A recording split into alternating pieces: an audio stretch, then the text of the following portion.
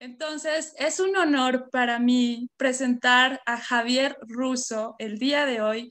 Les quiero platicar un poquito sobre él. Él es, pues, está en Chile. Él es un hombre apasionado, como les decía, de la creatividad, de la innovación. Y desde este enfoque metodológico, pues se apasiona también por acompañar a las personas en organizaciones y comunidades para generar valor a la empresa, al país y a la sociedad en general, porque como decía ahorita María de Jesús, pues somos el mundo, ya no es nada más en lo local, sino mundialmente. Él comenzó su carrera en la industria publicitaria, trabajando con equipos creativos, pero al muy poco tiempo se dio cuenta de lo que realmente le apasiona y cambió un poquito el enfoque al desarrollo organizacional, a los procesos de aprendizaje y a la planificación estratégica. También como formador de formadores, iniciando en Chile, luego en Perú, en Colombia, en El Salvador, y también ha trabajado pues el desarrollo de material didáctico organizacional. Cofundador de Virtualizarme, patrocinador oficial, y facilitador en javierruso.com. Así que ahora, pues, tienes esta hora para ti, para llenarnos de toda esa creatividad que tú tienes y será un honor escucharte. Gracias, Javier, por estar aquí. Muchas gracias, Fa, gracias también Israel, gracias a todos también los ponentes, los participantes. Voy a compartir pantalla para arrancar. Vamos a ir a lo nuestro. ¿Sí? Eh, bueno, esta presentación la he denominado ¿por qué 9 de cada 10 startups disruptivas fracasan? En verdad el título, no sé si voy a alcanzar a contestar bien esta pregunta, pero es un título que quise poner para dar un poco contexto de lo que les quiero hablar, porque en verdad quiero hablar de qué pasa con la startup disruptiva en este contexto de productividad inteligente, de emprendimiento también. Así que vamos con ello. En verdad, primero agradecer fuertemente a los anfitriones, a los organizadores, porque en verdad un congreso para mí es un faro de alguna manera para navegar el futuro, es un derrotero, es algo que ilumina todas estas conferencias maravillosas que hemos tenido en estos días, verdaderamente iluminan nuestro quehacer, iluminan el futuro, iluminan y nos hacen también alejarnos de la costa a veces para no encallar, ¿no? Porque a veces podemos perder el rumbo en esta lógica de la navegación. Lo que yo en verdad quiero hacer hoy con ustedes es invitarlos a sumergirnos, a zambullirnos, a ir a lo profundo de este mundo startup. Y para eso lo que quiero hacer esta tarde, esta noche, es que quiero entrar al submarino, quiero entrar aquí al submarino con ustedes, estoy acá, esto de la virtualidad nos permite estar allá y estar acá, yo puedo estar en el submarino y puedo estar también en Zoom con ustedes, puedo estar en mi submarino para ir a las profundidades de este océano, esperando no perdernos en estas profundidades, esperando que podamos navegar juntos, que podamos bucear un poco en esto, qué cosas te van a resonar, qué cosas no te van a resonar de lo que te quiero contar hoy. Y cada uno, de alguna forma, como tal vez un intrapreneur, como un emprendedor dentro de la empresa, o como tal vez un dueño de negocio que ha estado emprendiendo, que sabe lo que es agregar valor, construir empresa, hacer propuestas de valor. Entonces quiero que empecemos a ir profundo, como yéndonos a las profundidades de este océano, porque tal vez en esas profundidades podemos encontrar un tesoro. Ese tesoro, capaz que tu tesoro sea ganar dinero, o tu tesoro tal vez sea encontrar un propósito de transformación masiva. Cada uno tiene un propósito diferente, cada uno tiene su propio propósito, todos los propósitos están bien, yo no soy quien para hacer juicios de eso. Pero hay demasiada literatura y hay demasiado foco en la nave. Por eso yo les traje este submarino, porque hay demasiada conversación en cuanto a la nave. Si hablamos de emprendimiento, lo lógico y lo clásico es que hablemos del modelo de negocio, que hablemos de la propuesta de valor, y hay muchas metodologías para hablar de eso. Canva, mapas de empatía, Journey Map, hay muchas metodologías para hablar de eso. Yo he sido además, he tenido la suerte de ser profesor de emprendimiento e innovación por 25 años en distintas universidades chilenas. Lo que yo quiero hacer hoy día es, en verdad, no hablar de la nave. Yo quiero salirme del submarino. De hecho, me voy a salir del submarino. Voy a salir y voy a salir acá y voy a salir en esta burbuja y voy a dejar el submarino afuera, porque en verdad lo que yo quiero hacer es hablar de la persona. Quiero hablar del emprendedor. Quiero que podamos tener una conversación de tú a tú para hablar de eso. Así que ese es como el contexto desde donde les quiero hablar. No quiero hablar de modelos de negocio, no quiero hablar, sino quiero hablar de lo que le está pasando al piloto de la nave. Porque finalmente si podemos hackear o intervenir el mindset del piloto de la nave, ese piloto va a poder saber dónde querer llevar su nave.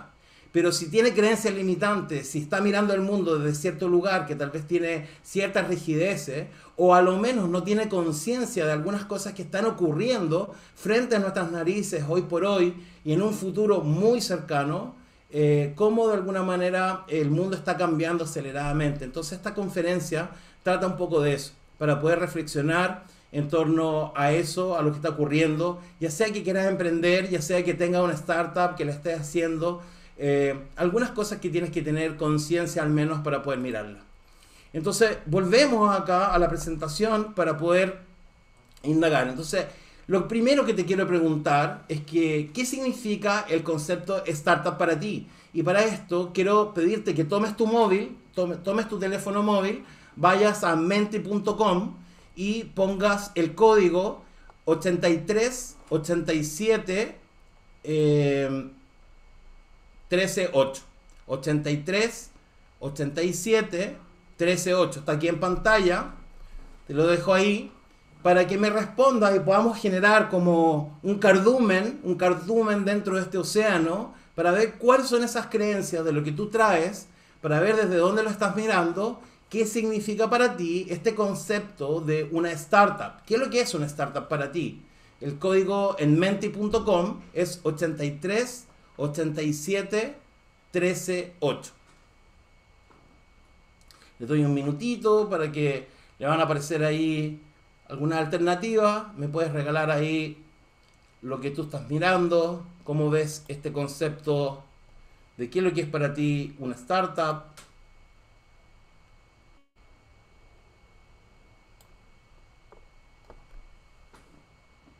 Y van llegando algunos conceptos. Los primeros conceptos: el desarrollo de una idea, un inicio. Vamos a ver qué es lo que traen. ¿Qué es lo que traen cuando yo les digo una startup en un contexto de emprendimiento? Una compañía nueva, con ideas frescas, un inicio, desarrollo de ideas. Vamos a ver este cardumen de conceptos que se va armando, que lo vamos armando en forma colaborativa. Un sueño hecho realidad, el desarrollo de una idea, una empresa joven,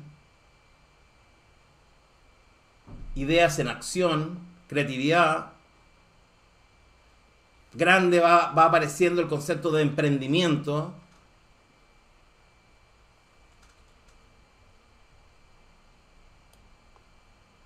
Cuando ya han votado 12 personas,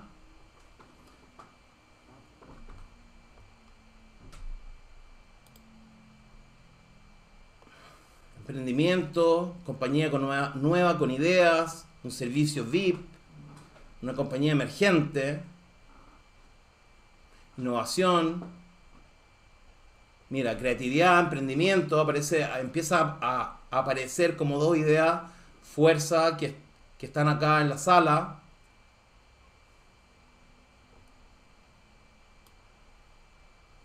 Cuando ya 15 personas nos han regalado, ¿qué es lo que traen? ¿Cómo ven el concepto de una startup? Pueden seguir votando, voy a volver a eso. Pueden seguir votando los que no lo han hecho. Vamos a volver a mirarlo. Perfecto. Contarles que para mí una startup es una organización temporal humana, o sea, somos seres humanos en búsqueda de valor facturable escalable, ¿sí? Y esta es algo súper importante, sobre todo si lo vamos a distinguir de una empresa tradicional. Pero les quiero preguntar también, como estamos colocándole un apellido que es disruptiva, ¿qué es lo que entendemos por algo disruptivo? Por lo tanto, me voy a cambiar acá, en el Menti, en el mismo código, 83 87 13 8. ¿Qué significa disruptivo para ti? ¿Cómo entiendes? ¿Cuál es tu aproximación al concepto disruptivo?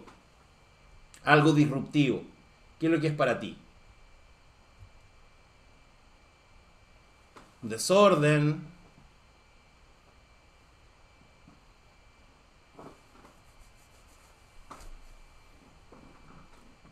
Fuera de lo convencional. No común.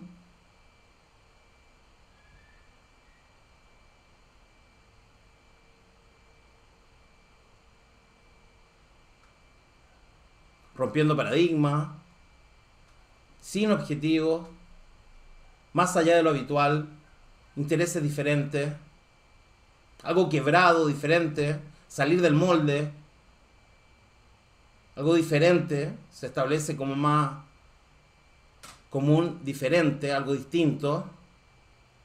Fuera de lo normal, fuera de lo convencional. No convencional, creativo, diferente.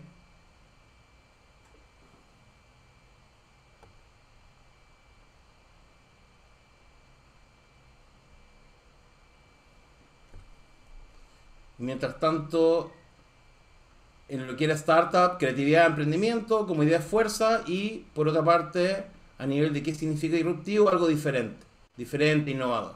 Perfecto. Muy bien. Porque exactamente lo que vamos a conversar, el telón de fondo de esta conversación, es que vamos a distinguir una startup de un negocio tradicional, sin demonizar a ninguno de los dos, porque los dos están súper bien, ¿sí? La startup es una organización temporal humana personas que se juntan con el propósito de agregar valor de una manera escalable, de una manera disruptiva, de una manera grande, que quieren hacer un propósito de transformación masiva, ¿sí?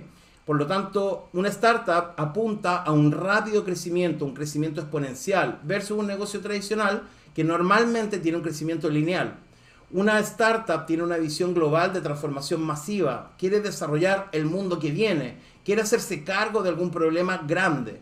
Un negocio tradicional tiene en general una visión más local, tradicional, en el mundo y prácticas que existen. Por ejemplo, una panadería. Pan en nuestros países se vende todos los días, ¿sí? Si tú pones una buena panadería en un buen lugar, te va a ir bien, porque la gente consume pan. El problema es que no quedan muchas esquinas para colocar panadería. Hay muchas esquinas que ya están tomadas. Pero si tú pones una panadería en un buen lugar, te va a ir bien. Y si haces bien el pan, te va a ir bien. No hay problema. Si cuidas a tus clientes, te va a ir bien. Eso es un negocio tradicional. Pero estamos hablando de una startup. Tiene una orientación a innovar globalmente con equipos globales versus un negocio tradicional que tiene una orientación más tradicional o un mercado más local.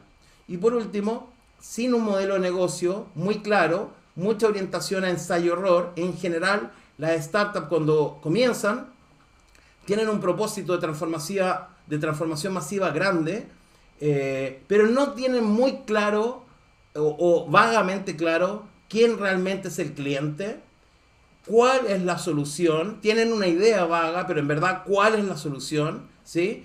Y tampoco tienen muy claro cuál es el dolor del mercado o el problema que van a satisfacer. Es como curioso esto, porque pareciera ser que no es así. Pero cuando una startup comienza, normalmente comienza con hipótesis, que cree que pueden resolver, pero muchas veces tienen que ir cambiando en el camino. Por lo tanto, se establece mucho una metodología de ensayo-error, de prueba, de experimentación, donde van probando constantemente. Versus una empresa tradicional que en general tiene un modelo de negocio más definido. Por ejemplo, una panadería hace pan y ese es su modelo de negocio, produce productos y los vende. Y está muy claro. Más allá que pueda agregar y tener muchos otros productos agregados. Entonces, estamos hablando, lo que vamos a hablar en esta conversación es que estamos hablando de empresas que están cambiando prácticas humanas, desde la adopción de tecnología y desde la masificación de ellas. ¿Quién de ustedes podría pensar, por ejemplo, en nuestra vida hoy sin Internet, por ejemplo?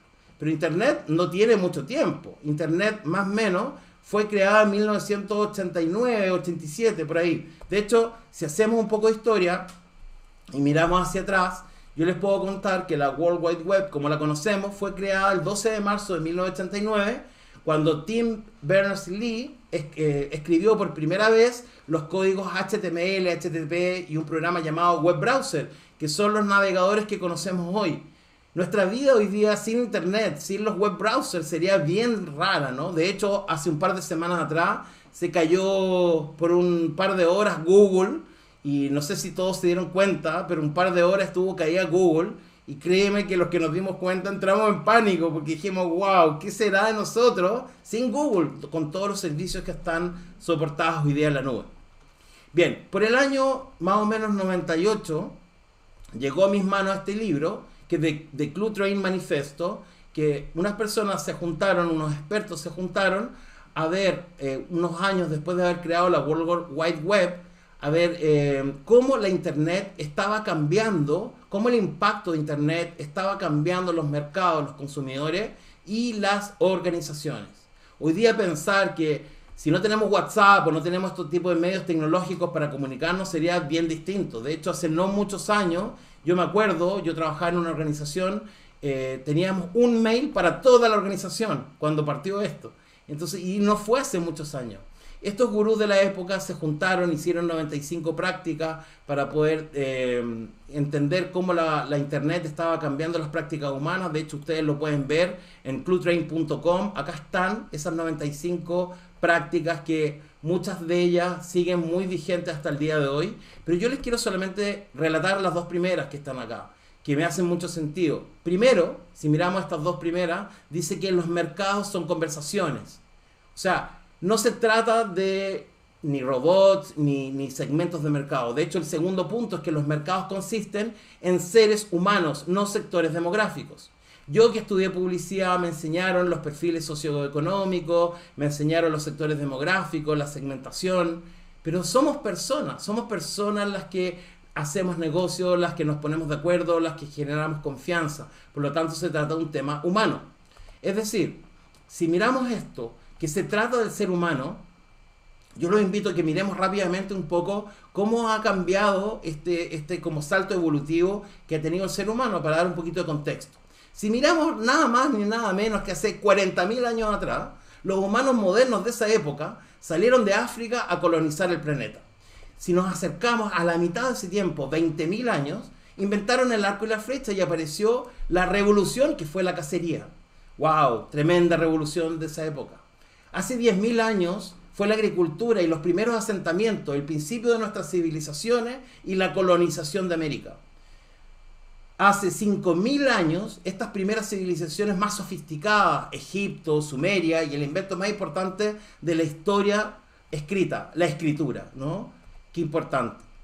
Si miramos hace 2.500 años, aparecen, ¿no es cierto?, los antiguos griegos, la democracia, el arte, la ciencia, la filosofía. En China, las herramientas de cálculo. En India aparece el concepto del cero.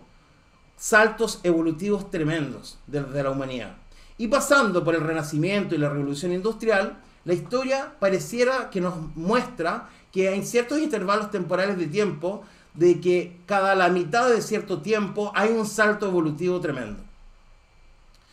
Según algunos expertos, hoy estamos en un punto de inflexión que lo llaman la singularidad. No sé si alguno de ustedes ha escuchado hablar de este concepto que es la singularidad, que es el punto, dicen los expertos, donde todo converge.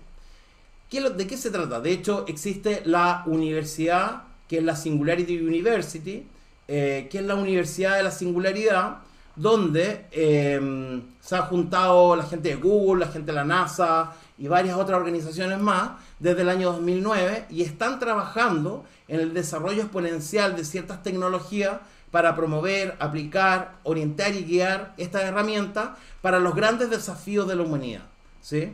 para impactar a cientos de miles y millones de personas. ¿Sí? ¿De qué va esto de la singularidad?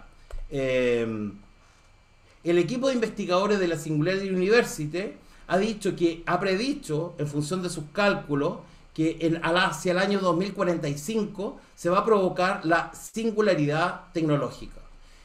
Hay algunos expertos que dicen que esto va a ocurrir antes, que va a ocurrir por ahí por el año 2030, incluso otros dicen que ya está ocurriendo frente a nosotros. ¿De qué se trata esto? Se trata que la inteligencia artificial, ¿no es cierto?, va a cruzar a la humanidad y va a impactarla como una extensión de la inteligencia humana. Es decir, donde las máquinas y los seres humanos, y esto parece ciencia ficción, sacado de un libro de Julio Verne, sacado de un escrito de Leonardo da Vinci, tal vez de algún autor de ciencia ficción, pero mis amigos, la verdad esto está ocurriendo frente a nosotros y frente a el espacio-tiempo que estamos viviendo en la Tierra. Esto está ocurriendo y según los expertos va a ocurrir más fuertemente desde una lógica que esto viene acelerándose en forma exponencial cada vez más rápido. Lo que estamos hablando está sustentado en dos leyes, que es la ley de Moore y el crecimiento acelerado de Kurzweil. ¿De qué va esto? El crecimiento exponencial, ¿no es cierto? Esto se ha estudiado desde el año 1965 y dice que cada 18 meses el poder de procesamiento de los microprocesadores, de los ordenadores, de los computadores, aumenta al doble y el precio y el tamaño disminuye a la mitad. Esto, mis queridos amigos, está posibilitando que surjan miles de emprendimientos, miles de startups que están cambiando las prácticas humanas de nosotros. Tal vez a veces de una manera más consciente o a veces sin darnos cuenta. Tan así como que hoy día a nuestros países llega, por ejemplo, una plataforma como Uber y en muchos de nuestros países ni siquiera el gobierno puede poner regulaciones para parar el poder disruptivo de este tipo de propuestas de valor. Y saca del mercado a cientos de personas que trabajaban como taxistas y cambia la realidad. Y no voy a hacer un juicio de valor si esto es bueno o malo, porque sin lugar a dudas tiene luces y sombras. Pero esto está ocurriendo frente a nosotros. Y esto está jalado, está tirado por el poder de la tecnología y obviamente por el talento de cientos de emprendedores que están creando valor con esto. Según Kurzweil, la nanotecnología en especial y la biotecnología aumentarán masivamente la inteligencia humana durante las próximas 2 décadas. Y esto, según lo que dice él, reestructurarán la economía y la sociedad. Es decir, ya se habla acá de algo que, de hecho, da para una conversación ética que se tiene que tener, obviamente. Y como estamos acá en un congreso, es una voz también de alerta que traigo para decir, bueno, vamos a hablar de los superhumanos. Gente que va a tener acceso a inteligencia artificial, que va a tener acceso a temas de biotecnología, a todas estas tecnologías que van a potenciar tu potencial humano.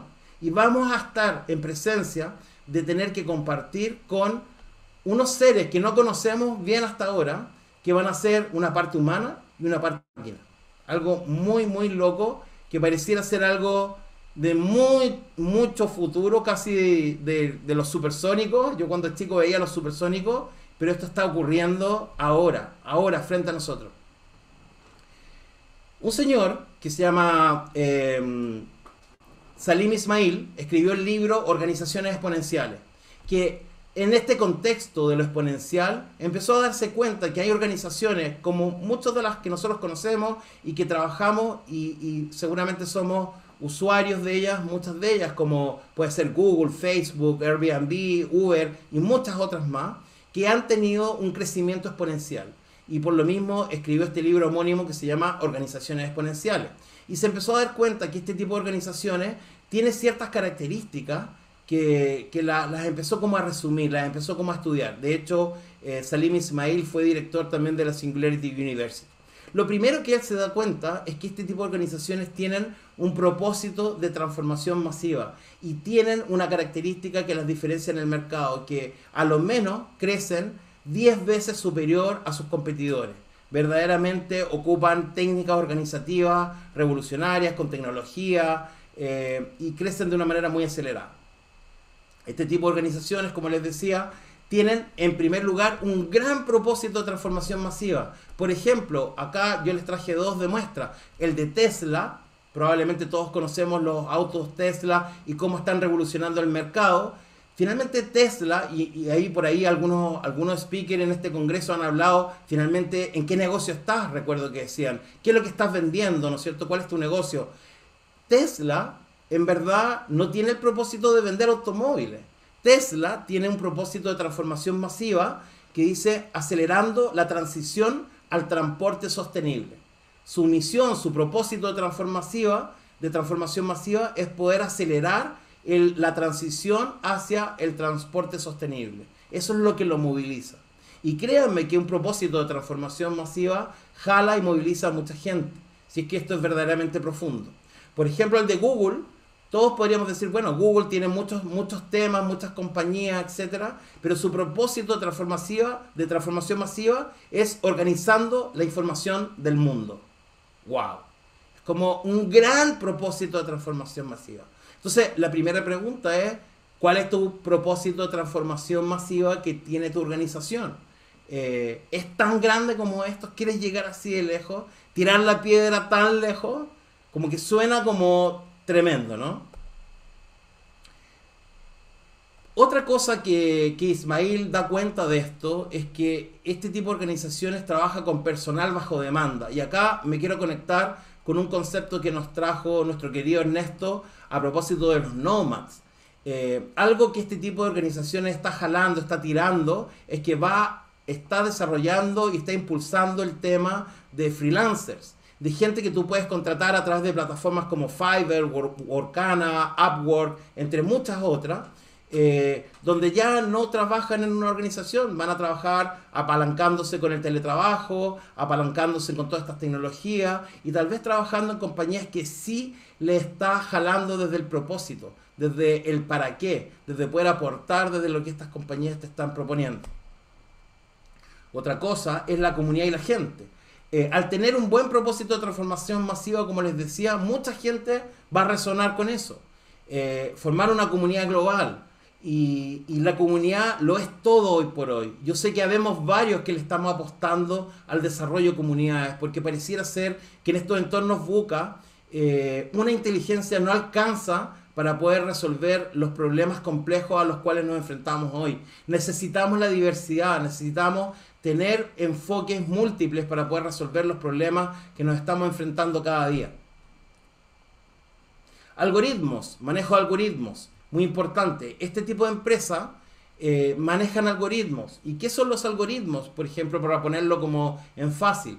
Tú cuando ves Netflix, Netflix a través de una inteligencia artificial te sugiere películas que te van a gustar, que son parte de tus preferencias. Por lo tanto, la experiencia de Netflix, de Israel o la mía, o de Ernesto o de cualquier otro, puede ser totalmente diferente, porque va a estar apalancada con los gustos y preferencias de cada uno de nosotros.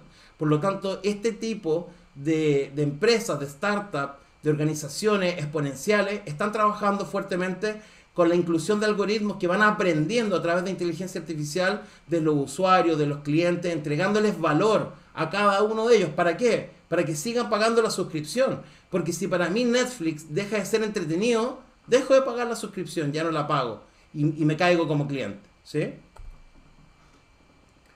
Activos apalancados. Esto es algo que es bien disruptivo. Por ejemplo, Uber, que es tal vez la empresa de movilización más grande del mundo, utiliza millones de automóviles en el mundo, pero ninguno de estos son de propiedad de Uber. Facebook, que es tal vez la empresa de comunicaciones más grande del mundo, no tiene periodistas. Airbnb, que tal vez es la empresa de real estate más grande del mundo, no tiene bienes raíces. Los activos son de las personas, son de la comunidad. Por lo tanto, trabajan en un modelo con activos apalancados. No, antes necesitábamos nuestro pensamiento, nuestro mindset era para hacer algo necesitábamos tener ciertos activos. Hoy día ha irrumpido con mucha fuerza este concepto donde está diluido en la comunidad y la empresa apalanca esos activos que en definitiva no es necesario que los tenga. El compromiso, el engagement que hablábamos el día de ayer, ¿no es cierto? Generarle valor a tu comunidad, comprometerte con tu comunidad y a través de técnicas, ¿no es cierto? Como pueden ser sistemas de reputación, ¿no es cierto? Como ya lo hablábamos, el tema de las aerolíneas, los puntos, las medallas, la gamificación, el subir de nivel, los juegos.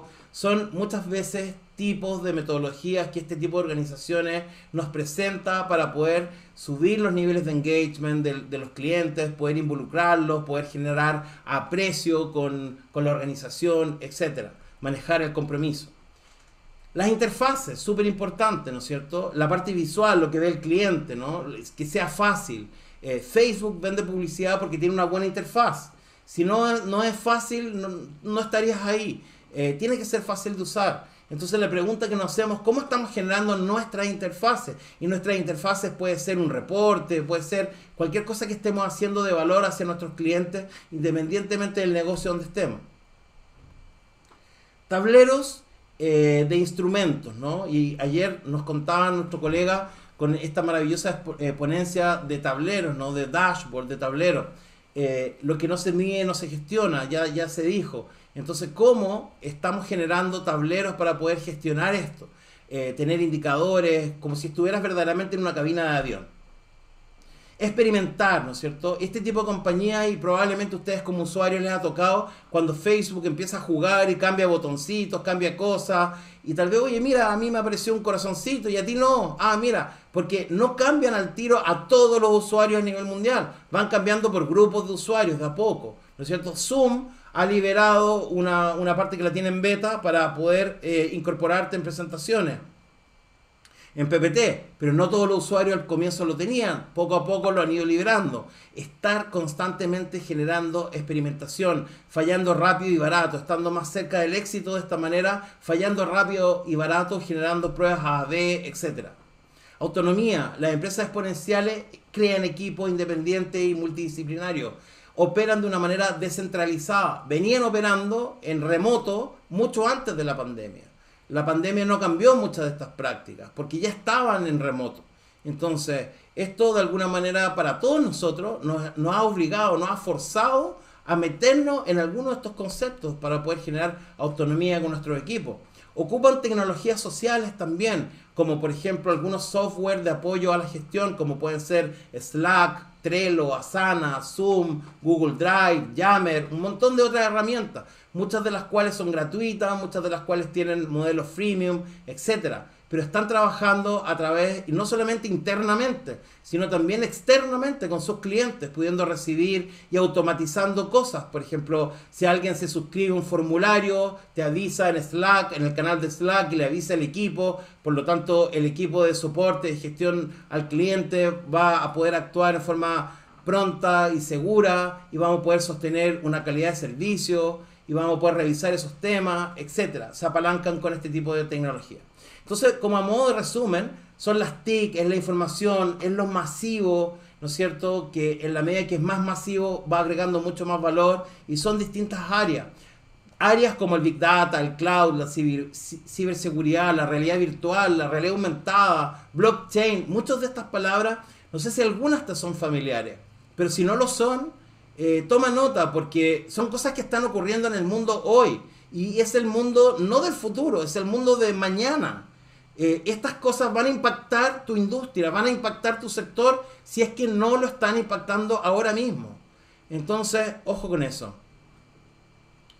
Un liderazgo exponencial requiere desarrollar las 6 Ds. Este tipo de organizaciones también, ¿no es cierto? Primero, la digitalización. Y perdónenme, pero digitalizar tu negocio no es subirte a una página web, no es estar en internet. Digitalizar tu negocio es automatizar procesos, tener rapidez y tener fundamentalmente escalabilidad. O sea, ¿cómo podemos pasar de atender a 100 clientes a atender a 1000 clientes, o atender a 10.000 clientes, o atender a 100.000 clientes? ¿Cómo lo podemos hacer? ¿Es posible? Y de nuevo vuelvo a la primera distinción. No estoy diciendo que todas las empresas tengan que ser así, pero las startups, las que quieren escalar, las que quieren tener un propósito de transformación masiva, deberían ver esto, porque esto está ocurriendo. Número 2, un proceso de decepción. Cualquier iniciativa en este tipo de cosas, cuando estamos cambiando las prácticas culturales, pasan por un proceso de decepción, donde los usuarios no entienden, no ven, no lo ven, no les hace sentido, porque hay una práctica cultural de por medio que hay que vencer. Pero en la medida que vamos generando masa crítica, de pronto se provoca como el fenómeno del mono 100, y cuando ya tenemos ese centésimo mono, ¡pum!, hace el cambio y genera la transformación. Número 3, la disrupción. Este tipo de innovaciones son disruptivas y más que temerle a la competencia, tenemos que temerle tal vez a otras startups que también quieren cambiar el mundo.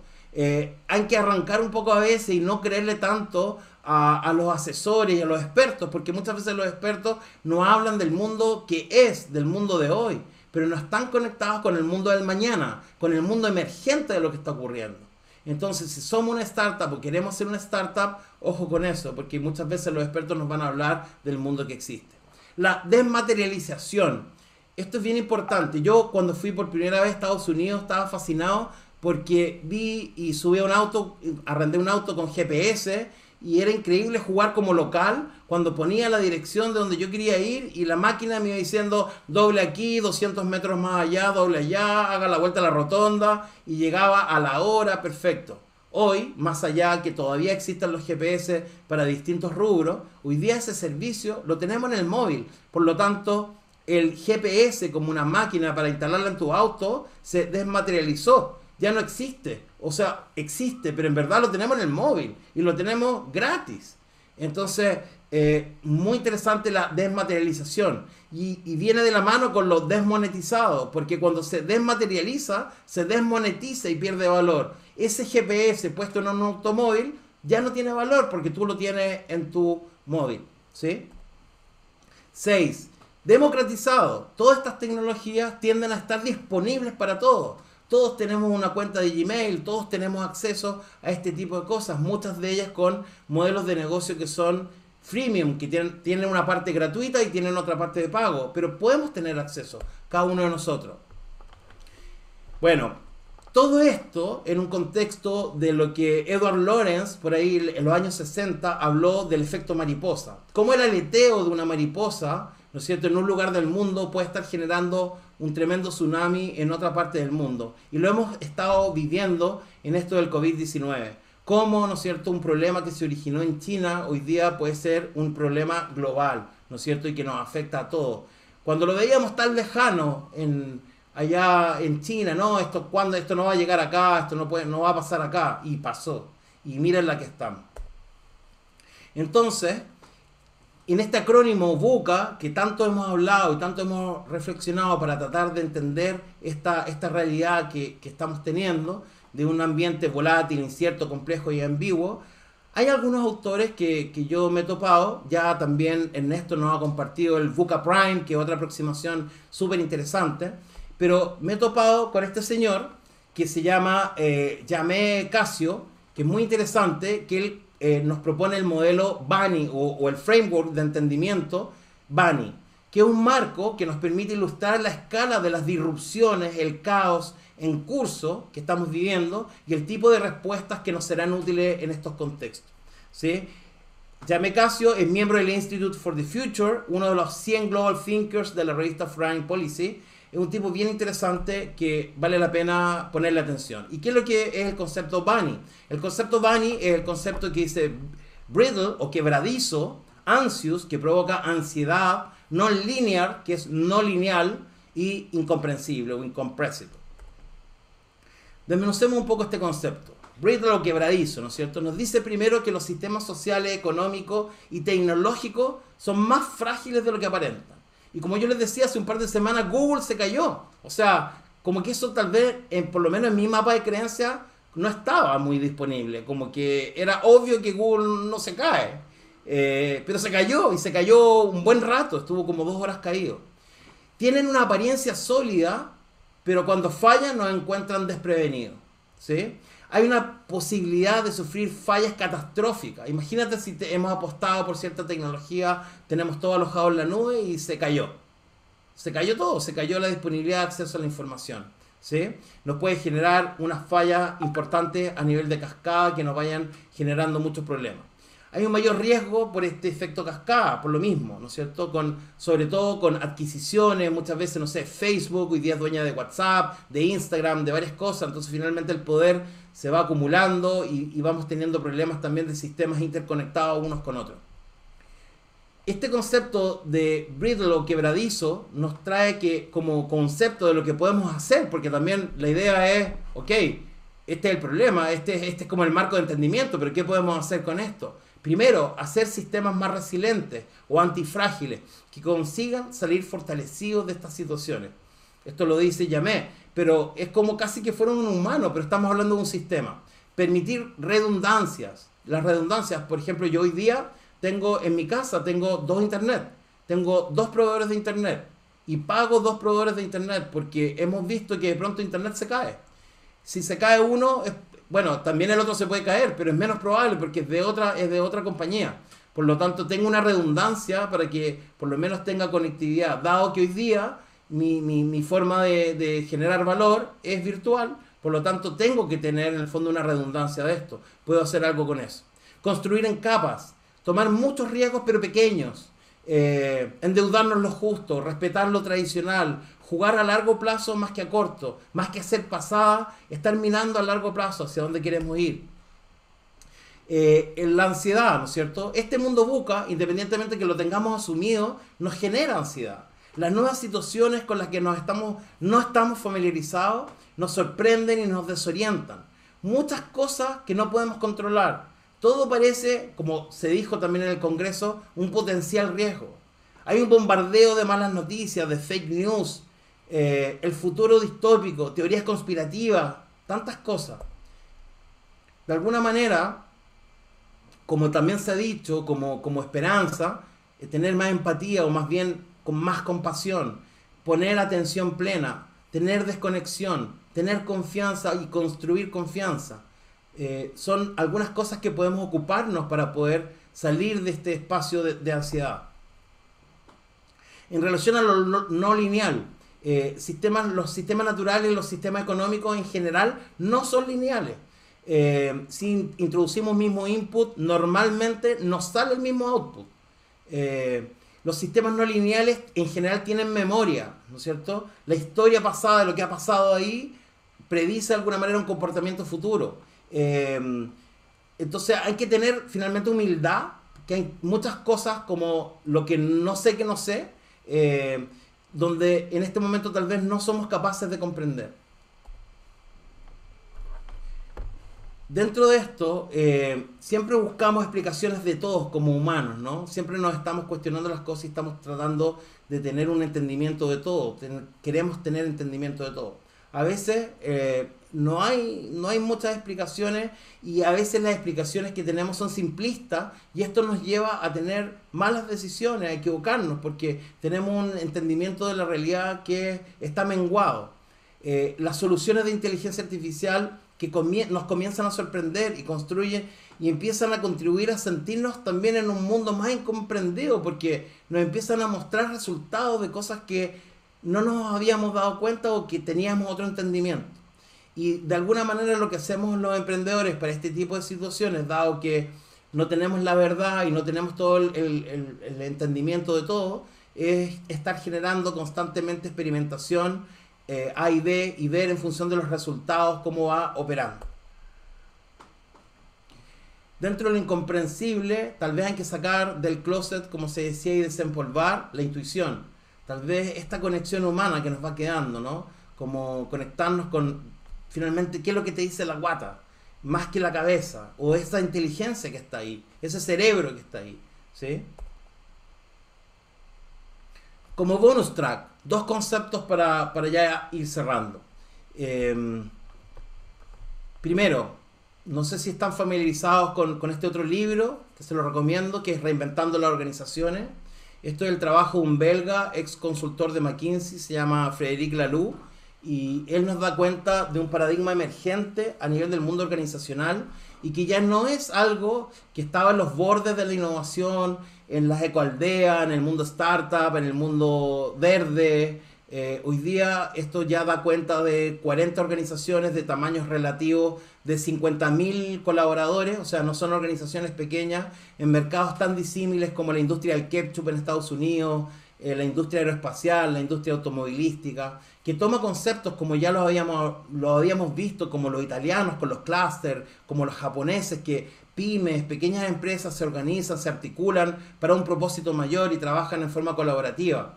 Frédéric Laloux muestra que existe hoy día un creciente número de organizaciones que ya no tienen un esquema jerárquico, que no tienen un CEO, por ejemplo, que hay tecnología social donde se empiezan a juntar a través de metodologías como la sociocracia y otras metodologías que nos permiten, en el fondo, la toma de decisiones de manera distribuida.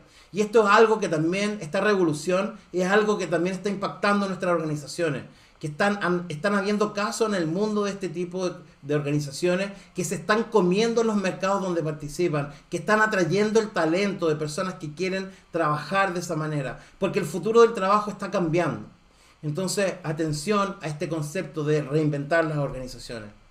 Y por otro lado, el movimiento de las B Corps, que nace en Estados Unidos, pero que hoy día se está desplegando en todo el mundo, que ya no son el paradigma de querer ser la mejor empresa del mundo, sino querer ser la mejor empresa para el mundo. Y está generando una propuesta de valor donde parte de las utilidades se distribuye no solamente en los accionistas, sino también en los distintos stakeholders que pueden ser colaboradores, comunidades, clientes, distintas personas. Por ejemplo, un agua mineral en Chile, que es empresa B, dona una parte de sus utilidades a comunidades que no tienen acceso al agua.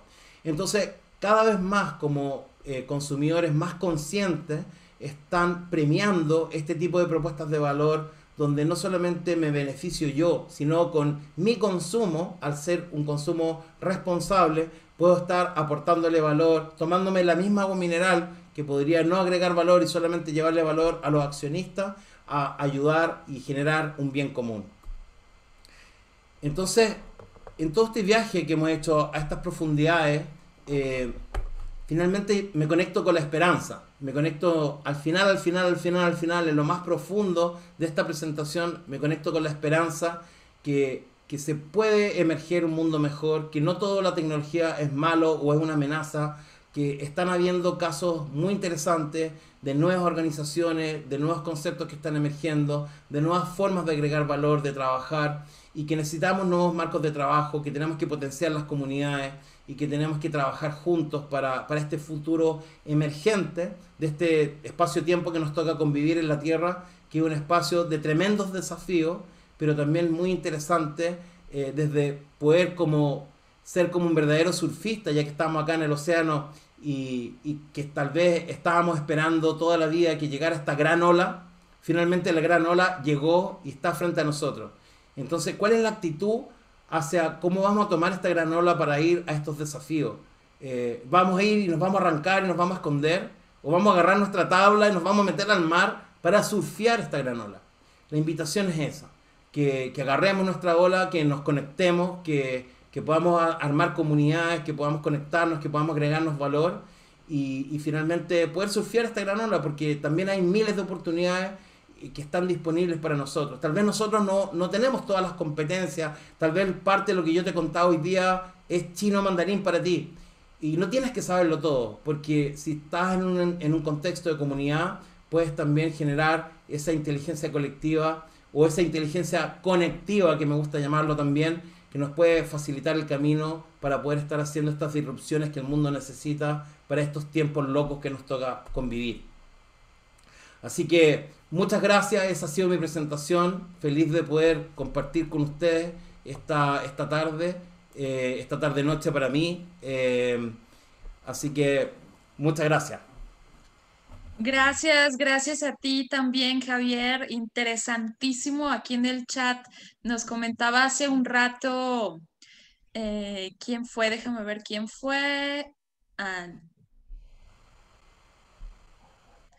bueno, nos decían que es un tema para investigar más, para seguir pues conociendo acerca de esto y en este momento hacen una pregunta, no sé si tú puedas compartirnos algo de esto. Dice que si tú sabes algo acerca de tan controversial situación que se está comentando de los términos o condiciones de WhatsApp, algo así, nos preguntan aquí en el chat. Sí, yo te puedo decir que mis datos, por lo menos hablo por mí, mis datos ya los tiene la KGB, los tiene la CIA, los tiene Google, Facebook, Instagram, LinkedIn, los tiene el Priorato de Sion, los tiene la Iglesia Católica, los tiene todo el mundo mis datos. Se transan en Rusia, en todos lados. Y probablemente los datos de todos ustedes también. Entonces, yo te diría que más que pensar en tener el control de esa situación, parte, como le decimos tal vez a un adolescente en casa que quiere cambiar el mundo, parte por ordenar tu pieza, parte por controlar las fotos que tú compartes, parte por controlar lo que tú le quieres compartir al mundo. Porque ojo, cuando ya lo hemos visto, los que han visto en Netflix Social Dilemma, que se los recomiendo que lo vean, cuando los productos y servicios son gratis, el producto eres tú. Entonces, si tú quieres compartir en Facebook y en todas las redes, hasta cuando vas, no sé, a hacer tus necesidades, por decirlo de alguna manera, bueno, no alegues eso. Yo te digo, para mí, en lo que yo creo, no lo tengo como a ciencia cierta, para mí eso es un fake news, eso no pasa nada con eso, WhatsApp no va a cobrar ahora, pero muchas personas, y vemos los grupos que está lleno del no, no, no, no, no, no, no. Bueno, eso es por el miedo de querer tener el control de algo que tú no puedes controlar. O sea, no lo puedes controlar tú. Lo que sí tú puedes controlar es lo que tú puedes compartir, lo que tú quieres hacer. Entonces, yo te diría, enfócate en eso. No tengas el miedo de qué van a hacer con tus datos. Tus datos ya los tienen y los tienen todos. Entonces, olvídate. Ok, entonces cuidemos cada quien lo que tenemos expuesto a compartir, ¿cierto? Bueno, y tenemos muchos, muchos comentarios. Yo espero que después tú puedas leer el chat que se queda aquí para que sepas la gratitud de las personas que te hemos escuchado. Dicen interesante tema, desafiante, inspirador, felicidades, me encantó, excelente y gran ponencia, interesante. Como tal, no veo una pregunta. Bueno, aquí sí está. Tenemos un par de minutos. Eh, Dice, ¿qué herramientas digitales puedes sugerir la más adecuada para las áreas de capacitación y cómo hacerlas amigables? Y sé que tienes una excelente respuesta para esto. Por supuesto, bueno, parte de lo que vamos a sortear también es que, bueno, tengo tres bonos de un curso que comienza ahora del 1, el 1 de febrero al 5, parte con una semana de modelamiento, que es gamificación colaborativa. Es un curso donde enseño varias plataformas, algunas de las cuales he ocupado en mi presentación y algunas de las cuales muchos de los ponentes y otros colegas también ocupan, como son Geniali, como son Nearpod, WordWall, también Mentimeter, pero desde la lógica de las versiones premium, porque muchas veces, dado que todas estas aplicaciones tienen costo, muchas veces ocupamos las versiones gratuitas, las que nos entregan una pequeña parte del valor que nos entregan este tipo de aplicaciones, pero en las versiones premium está todo el valor. Entonces, lo que vemos en esto es que tiene cuatro momentos. Tiene un momento primero de modelamiento para poder ver cómo usar, cómo darle un uso profesional a este tipo de herramientas. Por otra parte, un e-learning con 27 tutoriales elegidos desde una curatoría bien atenta para enseñarte la técnica de cómo poder usarla, darte acceso en forma compartida en una lógica de economía colaborativa a las herramientas premium para que puedas tener acceso a ellas, no solo para ti, pero sí en comunidad, para poder conocerlas y también usarlas profesionalmente. Y además una comunidad de práctica donde nos empezamos a juntar los primeros martes de cada mes para poder compartir formas creativas, inspiración, además de ir inspirándonos al ver lo que están haciendo los otros. Yo creo que eso es súper importante. Hay muchísimas más, pero ahí tienes cuatro que son muy populares y que ocupamos muchos facilitadores, pero que tienen muchísimas posibilidades para hacer escape rooms y muchos recursos creativos muy interesantes. A mí me pareció muy interesante cómo es que te introduces a un submarino. Cuéntanos, ¿cómo haces eso? Bueno, es una mezcla. Hoy día la presentación ocupé tres recursos. Ocupé por una parte Geniali, donde era la base de la presentación, ¿no es cierto? Ocupé obviamente Mentimeter en la versión paga, por lo mismo podía tener fondos con imagen y tal. Y también ocupé una plataforma que se llama Spatial Chat, que es una plataforma muy interesante. Una plataforma caórdica, es una plataforma de videoconferencia, pero yo la ocupé ahora, estaba solo en la sala, en esa sala, estaba solo, y como estaba la presentación todo montado en la nube, simplemente me cambiaba de pestaña en el navegador y les compartía por una parte el Geniali, o les mostraba el Mentimeter, o les estaba mostrando lo que estaba ocurriendo en Spatial Chat. Entonces, verdaderamente te va saltando como en el navegador nada más, como estaba compartiendo pantalla. Sin contar que también aquí yo estoy en el submarino, aquí tengo mi submarino, acá. Entonces, también con los efectos de virtualizarme, también puedo estar aquí en el submarino.